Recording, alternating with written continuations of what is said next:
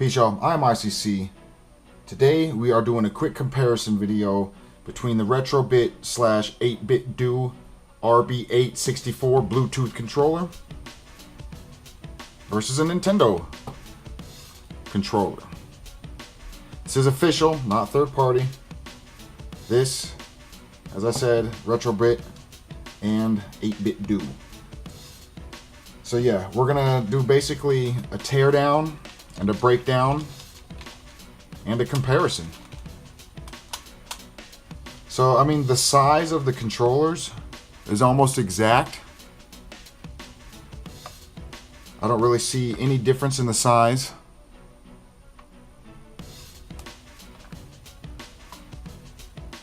The analogs, both are tight. If you look down in there, it has the little slots. This has that little slot right there too, so the analogs are actually the same. At least the look from the outside. Got the couple rings as your grip. Couple rings as grip here. So, let's take a look at the back. I mean, obviously, besides the fact that this has a sync button and nothing in the external slot, besides that, it looks pretty much the same. Yeah, the Z triggers are actually pretty close. In my very first unboxing video, I was hitting the Z and it seemed like, it didn't seem how I remembered it, but now side by side, hitting them both, it feels just fine actually.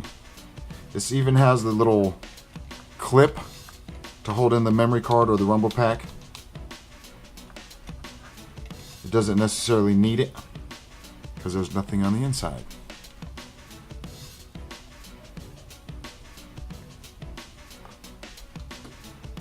So besides the cord, you know, this doesn't have a cord.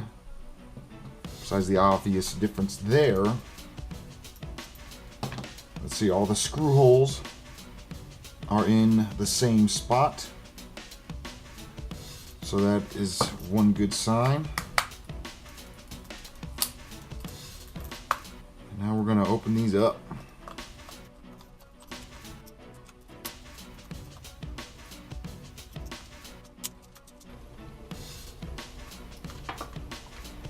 Okay, so we are back. Now that I have all the screws out, I'm going to be opening these up.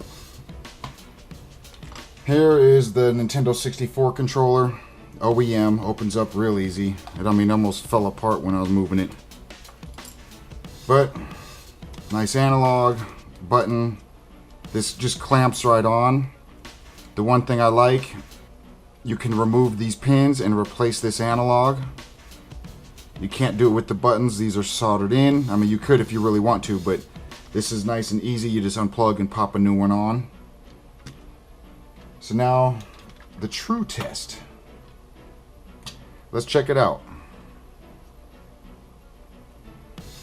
The analogs are soldered in. That's one thing I don't necessarily like. If the analog wears out, that's pretty much all she wrote. You're gonna have to solder in a whole new analog. I don't necessarily like that. Eesh, I don't know. But I mean, that's if it wears out. And side by side. I mean, besides the obvious, you know, port missing, there's not a lot you're really gonna see in the inside, but I just wanted to see this analog here. You can remove it, you can remove all the screws, but you're gonna have to solder. Yeah, I mean, that's cool. I'm just gonna have to make sure I be a little bit careful with the controller. I don't want to be rough with it so it, you know, wears out the analog. Now, especially now that I know this. The buttons, good rubber on there it looks like, besides when I accidentally knock it off. But yeah, the rubber is nice and good on there. That's on there really good.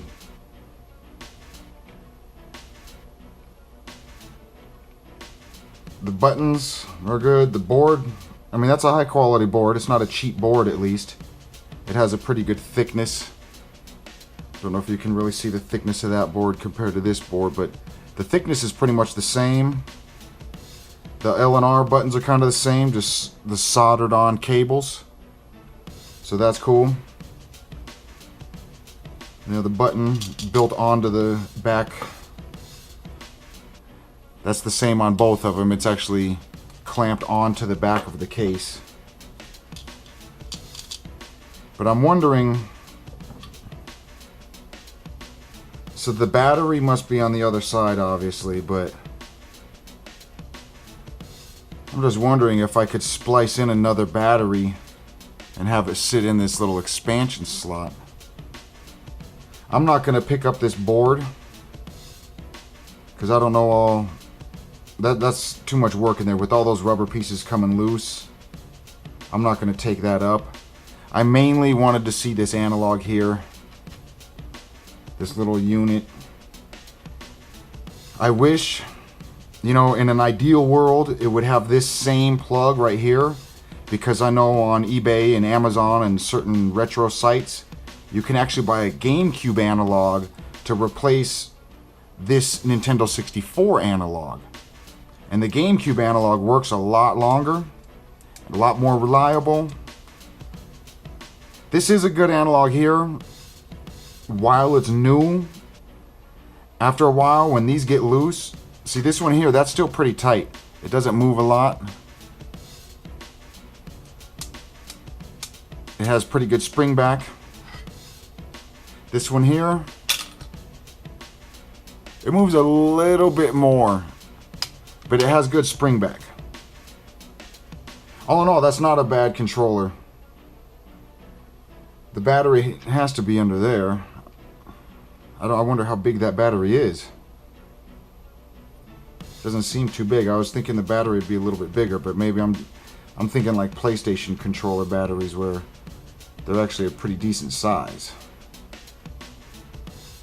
But yeah, not a bad design. It's really close to the Nintendo 64 design.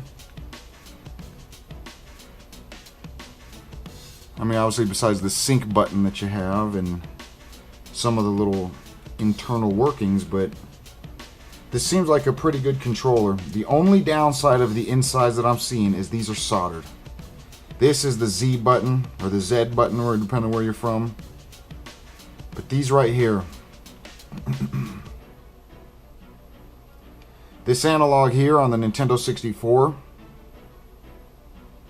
that's actually only connected with 5 wires. This right here is actually connected with 6. There's 6 points right there. This has 5. So that white one must be a shared one on this analog.